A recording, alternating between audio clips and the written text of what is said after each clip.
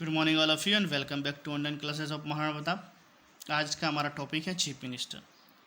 The head of the state council of minister is the chief minister. He is the actual head of the state legislature. Tick लगाना है। Chief minister जो है वो state council of minister का head होता है, साथ ही वो स्टेट लेजिस्लेचर का एक्चुअल हेड होता है। अब स्टेट लेजिस्लेचर का जो कॉन्स्टिट्यूएंट हेड जो है या लीगल हेड जो है वो गवर्नर है, बट एक्चुअल में उसकी पावर का यूज़ जो होता है वो चीफ मिनिस्टर करता है। चीफ मिनिस्टर और उसकी काउंसिल ऑफ मिनिस्टर करते हैं। इस वजह से चीफ मिनिस्टर जो है उसको एक्चुअल हेड कहा जाता है। In the administrative structure of the state his or her position is the same as the prime minister at the centre. मतलब जिस तरह से प्राइम मिनिस्टर सेंटर में होता है वैसी पोजिशन चीफ मिनिस्टर की स्टेट में होती है। Appointment of the chief minister का अपॉइंटमेंट कैसे होता है? According to article 164 just this has been mentioned that the governor will appoint the chief minister. हमारे कॉन्स्टिट्यूशन के आर्टिकल 164 में मेंशन किया गया है कि गवर्नर जो है वो चीफ मिनिस्टर को अपॉइंट करेगा। But in practice governor is bound to appoint the leader of majority party to the legislative assembly as the chief minister. अब गवर्नर अपॉइंट करेगा, लेकिन गवर्नर किस व्यक्ति को चीफ मिनिस्टर अपॉइंट करेगा? तो प्रैक्टिस में यानी कि व्यवहार में क्या है, गवर्नर जो मेजोरिटी पार्टी का जो लीडर होता है उसी को चीफ मिनिस्टर बनाता है। मेजोरिटी पार्टी का मतलब क्या है? जैसे प्राइम मिनिस्टर के इलेक्शन नहीं होते, इलेक्शन होते हैं लोकसभा के, उसी तरह से चीफ मिनिस्टर की इलेक्शन नहीं होती, इलेक्शन होते हैं विधानसभा के यानी कि लेजिस्लेटिव असेंबली के। लेजिस्लेटिव असेंबली के इलेक्शन के रिजल्ट के बाद में मेजोरिटी पार्टी यानी कि जिस पार्टी के पास में सबसे ज़्यादा सीट्स हैं उसको मेजोरिटी पार्टी कहा जाता है। जनरली रूल्स ये हैं कि गवर्नमेंट बनाने के लिए आपके पास में 50% से अबव आपके पास में सीट्स होनी ज़रूरी है। अगर नहीं है तो फिर कोलिशन गवर्नमेंट बनती है, वो बात अलग है। अभी हम सिंपल से शब्दों में समझेंगे कि लेजिस्लेटिव असेंबली की इलेक्शन में मेजोरिटी पार्टी का जो लीडर होता है उस मेजोरिटी पार्टी के लीडर को उस स्टेट के गवर्नर के द्वारा चीफ मिनिस्टर के पोस्ट पर अपॉइंट किया जाता है। Powers and function of the chief minister की पावर क्या है, उसके फंक्शन क्या है? Council of minister is the most important unit of the state government and chief minister is the head of the council of minister. Council of minister जो है वो state government की एक इंपॉर्टेंट यूनिट है और chief minister जो है वो उसका हेड होता है। The details of power and function of the chief minister can be studied under the following heads. पहला है formation of the council of minister. Formation of the council of minister मतलब council of minister को form करना। The foremost function of the chief minister is formation of the council of minister. The chief minister select the minister and sends the list to the governor who accept this list. मतलब chief minister अपने appointment के बाद में अपने जो council of minister के अंदर जो मिनिस्टर होंगे उनकी एक लिस्ट प्रिपेयर करता है और वो उसके द्वारा जो प्रिपेयर की गई लिस्ट है उसको वह गवर्नर के पास भेजता है और गवर्नर उस लिस्ट को एक्सेप्ट करता है। To large extent the chief minister uses his discretion in the selection of the minister. अब किस व्यक्ति को मिनिस्टर बनाना है वो मुख्यमंत्री के ऊपर या चीफ मिनिस्टर के डिस्क्रिशन पावर यानी कि अपने विवेक के ऊपर डिपेंड करता है।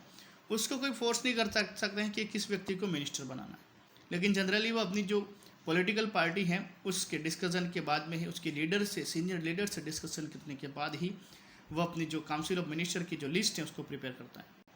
Distribution and the redistribution of portfolios among the ministers को पोर्टफोलियो का उनसे रिलेटेड डिपार्टमेंट जो है उसको कैसे डिस्ट्रीब्यूट करना है, अगर उसको रीडिस्ट्रीब्यूट करना है तो वो पावर भी चीफ मिनिस्टर के पास में होती है। The chief minister distribute the portfolios among the council of minister even after formation of council of minister and division of the portfolios among them. For one time he has to power to make change and redistribute the portfolios among his minister whenever he wishes to do so. मतलब एक bar council of minister के ministers को portfolio provide करने के बाद में अगर chief minister को लगे तो उसका पोर्टफोलियो यानी कि उसका डिपार्टमेंट वह चेंज कर सकता है, उसको दूसरे डिपार्टमेंट में भेज सकता है और वो चाहे तो उस रिलेटेड मिनिस्टर को उस डिपार्टमेंट से या उस पोर्टफोलियो से हटा भी सकता है। ये चीफ मिनिस्टर की पावर है। Functioning of the cabinet. The chief ministers calls and presides upon the meetings of the cabinet. He prepares the agenda for meeting the entire proceeding of the cabinet takes place as per his wish. Cabinet की meeting बुलाना, उस meeting को presides करना और उस meeting के लिए agenda prepare करना, ये चीफ मिनिस्टर का मुख्य कार्य है। उस कैबिनेट की पूरी मीटिंग जो है, उसका पूरा प्रोसीजर जो है वो उसकी विश के अकॉर्डिंग ही होता है। Coordination between various department of the government.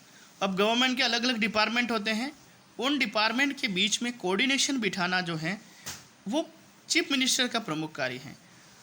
जैसे अलग अलग डिपार्टमेंट होते हैं, उन अलग अलग डिपार्टमेंट के लोगों के बीच में अगर किसी तरह का कोई डिस्प्यूट हो जाता है तो उस डिस्प्यूट को सॉल्व करना, उसके मेंबर्स को उसके डिस्प्यूट के सॉल्व करने की जो रिस्पॉन्सिबिलिटी जो है वो भी चीफ मिनिस्टर की है।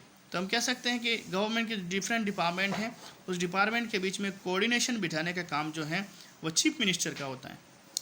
Establisher of inter relationship between the council of minister and the governor. Governor और काउंसिल ऑफ मिनिस्टर के बीच में जो इंटर रिलेशनशिप जो है उसको इस्टेब्लिश करने की ड्यूटी जो है वो भी चीफ मिनिस्टर की है। मतलब हमारे कॉन्स्टिट्यूशन के अकॉर्डिंग जो हमारा जो कॉन्स्टिट्यूशनल जो हेड है वो गवर्नर है। तो गवर्नमेंट की जो विश है या गवर्नमेंट के द्वारा जो इन्फॉर्मेशन दी गई है उस इन्फॉर्मेशन को काउंसिल ऑफ मिनिस्टर तक पहुंचाना और काउंसिल ऑफ मिनिस्टर के द्वारा जो भी डिसीजन लिए गए हैं उस डिसीजन के बारे में गवर्नमेंट को बताना, ये रिस्पॉन्सिबिलिटी भी चीफ मिनिस्टर की है। तो in simple word we can say that chief minister is the like a bridge between governor and council of minister of states.